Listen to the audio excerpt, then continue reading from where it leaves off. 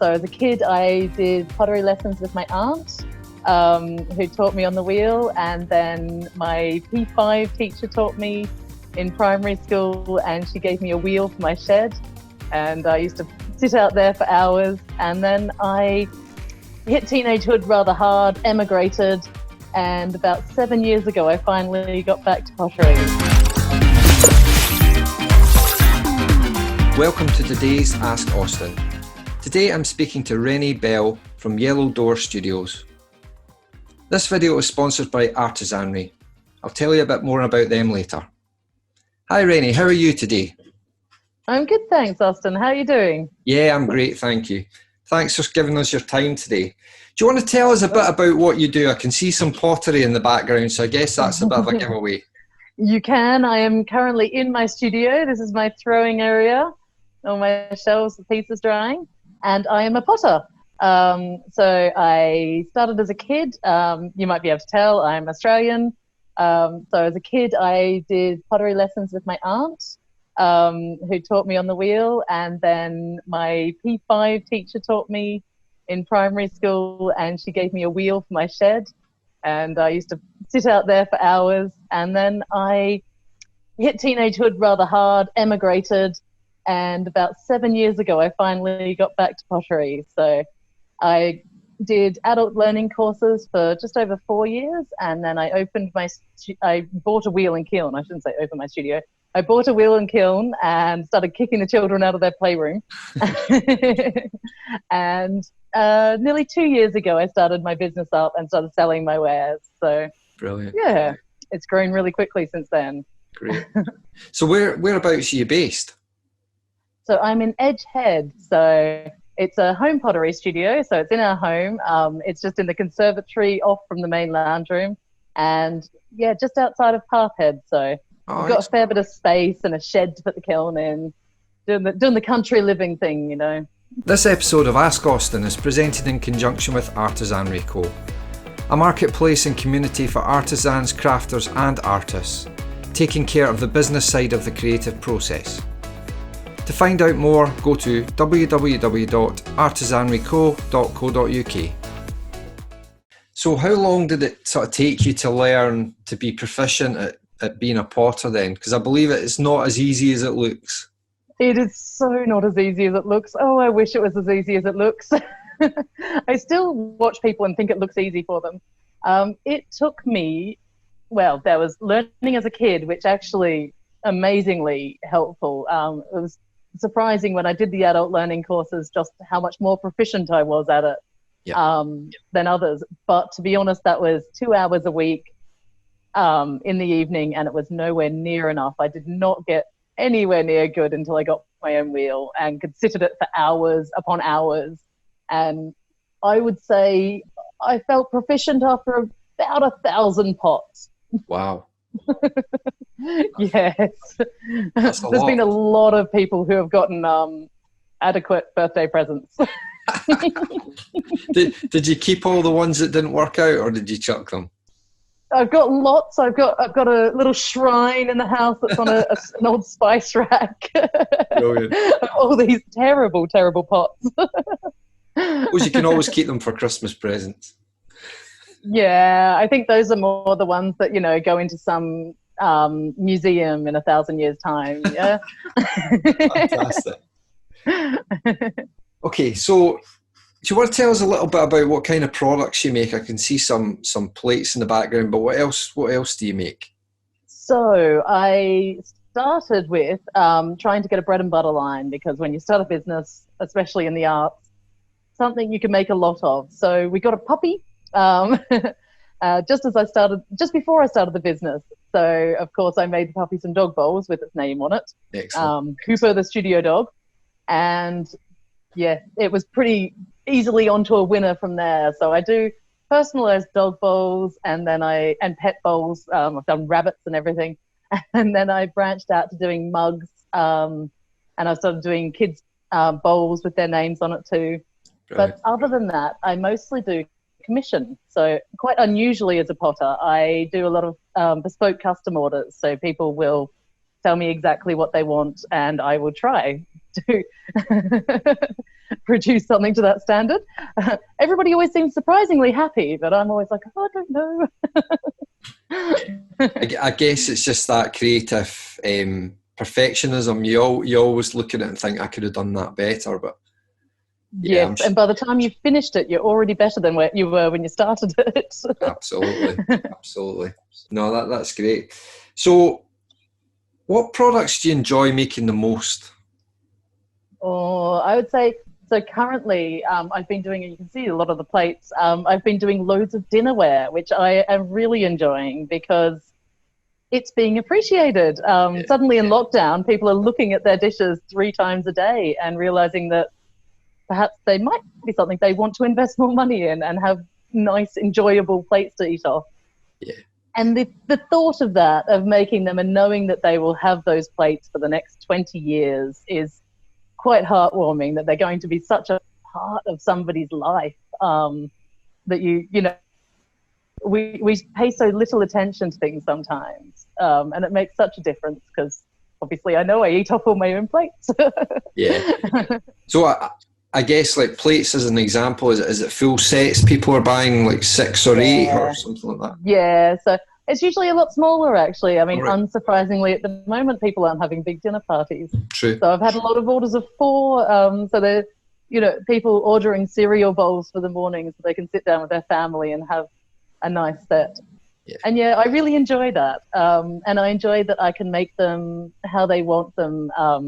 And it challenges me loads because I do loads of different styles. I've had a lot of modern dinnerware orders lately, and I've been doing quite bold colors and sort of, in fact, some of those are going to be just white, which is something I've never done before, which is bizarre. So, you know, usually it's all color and all about being really individual. This is somebody who just wants perfectly plain, simple, white crockery. So, yeah. I quite enjoy that. That's probably harder as well, the plain ones. Yeah, as soon as she said that, I thought, oh no. How do I do that? It's not just how do I do that, but one tiny little sprinkle of anything and you've no longer got a white plate. Yeah. I saw a meme once a long time ago that was something about potters and pretending that they meant to have that blue spot on the white dinner plate. Yeah. And I thought, oh yes, that's what makes them unique. yeah, absolutely. So where do you get your ideas, your inspiration for your products? So most of my ideas come from my customers, which I really love. So it's a mixture actually. I do loads of stuff for myself, and there are lots of things that I want. So I did things like I made our kids little ceramic Easter egg pots for Easter. I was sick of all the packaging on Easter eggs, so I made them these little pots, and they went down really well online, and now I make Easter eggs. But so there's two ways. I was sick of carving pumpkins every year. Yeah. So I made one out of ceramics, so now I carve loads of pumpkins every year. They're just all ceramic pumpkins. Because again, I posted it online and they were really popular, and now both the Easter eggs and the pumpkins particularly sell out in like 2 hours. I could never make enough ever. But you know, keep them keen. Yeah. It's deliberate, honest. Yeah. You could be making them all year round. I really could, and I cannot stand the thought of that. So I'm like, nope, they're just a limited run. Collection. Yeah. Get them fast. But yeah, so there's that, and there's the other combination of people ask me for things. So I've had all sorts of requests. I've done cat-proof toilet roll holders, and the most bizarre of requests, and very different ideas that have often ended up becoming products. I'm looking around, going, I can't think of any right now. I think soap dishes was one of them. People were asking for soap dishes, and some of the other ones I've started doing. They're just things I do now, that most of them came from people. Yeah. Yeah. No, that's cool. I was going to ask you what the most unusual thing you've made is, but maybe you've already mentioned that. Well, yeah. I mean, that was fairly unusual. There's, one day Behind the Yellow Door might get launched, but that's a whole other story for a different hour. Brilliant. other than that, I mean, probably naked ladies and things like that. Yeah, probably goes as the most unusual. We'll stick to that. Sounds good. So how do you ensure you progress as an artist? So that's something I find really, really difficult because I have a really busy family of 6. We've got a blended family of 4 kids. And yeah, I can't really, pottery courses are quite expensive, especially once you get to a particular level. And you're talking about having to go to another country and learn, and it's thousands of pounds. So one of the ways I can make sure I keep learning and keep progressing is actually taking those custom bespoke orders that I get of people wanting bizarre different things, and doing those.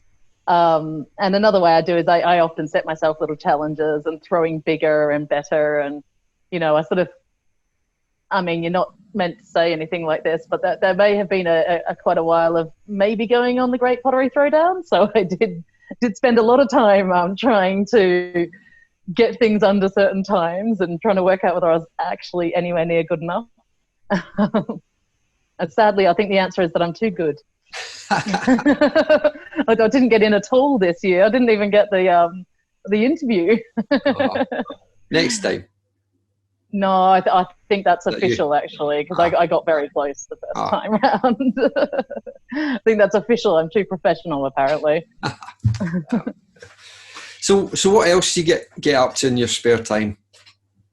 Oh, well, I have made a Midlothian. So I've got my studio, busy family of 4, and then when I started my studio, I really wanted to see an open studio day happen in Midlothian because East Lothian have them, Fife have them, everywhere seems to have them but us. So I joined a local art committee, Dalkeith Arts, and started trying to organise that. But I did the foolish thing of actually consulting the community, and it turned out they didn't really agree. So it turned out everybody wanted a big event, and that just grew all these arms and legs and became Made of Midlothian, which has just become a community interest company. And a bit like Artisanry Co, we're looking to promote and support artists. We've got projects ongoing right now. We've got live music on our page. We're paying artists to produce music and projects and stories, which is at a time like now so important because, you know, I might be busy. I lucked out on dinnerware, and currently it's like being Christmas for 3 months. I'm exhausted. But a lot of other crafters haven't found that, and live musicians are just particularly punished in the lockdown. So yeah, that keeps me incredibly busy. Far more so. Made in Midlothian gets everything before my business does. I'm like, oh no, now I need to make a PayPal account. I really should get around to doing that for my own business. There's all these things, updating websites. Made in Midlothian's got an updated website, and mine is terribly out of date. That's amazing. But, it's been really good. Yeah, putting something out there positive, and it's been so good for my business. And it's a wonderful feeling. Just putting some good out there. It's lovely being able to give something back, especially at times like this, as you say, you know, when things are not going so great for some people, giving them a wee helping hands can be very rewarding. Well, especially, I don't know, I kind of I always struggle how to say this. I ended up marrying quite well, and I've suddenly found myself in this strange middle class bubble of not having to work and things like that. And I have had this stark realization of what it is like on the other side, and actually that I have the ability to give so much back, and that's, you know, not earned, it's pure luck. And if you have the ability, you should. Absolutely. No, that's brilliant. Okay, listen, thanks very much for that. In terms of people wanting to follow you, get in touch, where can they find you? So you can find me on Facebook. I post videos and works in progress. So people can really keep in touch that way. And it's where I have my biggest online presence. I also have a previously mentioned, rather out-of-date website, www.yellowdoor.studio. And you can find me on Etsy as well. My shop is www.etsy.shop/yellowdoor29, I think. Yellowdoor29 is usually the extra one. And am I anywhere else? I'm technically on Instagram. I'm really rubbish at it. Like, really rubbish at it. And Artisanry. And Artisan. You can check out my Meet the Maker video on Artisanry Co that they made for me. Yeah. Yeah. Excellent. Listen, thanks very much for your time. I know you're a very busy lady, so I really appreciate that. Okay, thank you. Thanks so much for having me on. No worries. And if you ever need anything again, give me a shout. Cheers. Thanks to Renae for her time today. If you're not already a subscriber, subscribe below and turn on the notifications. Until the next time.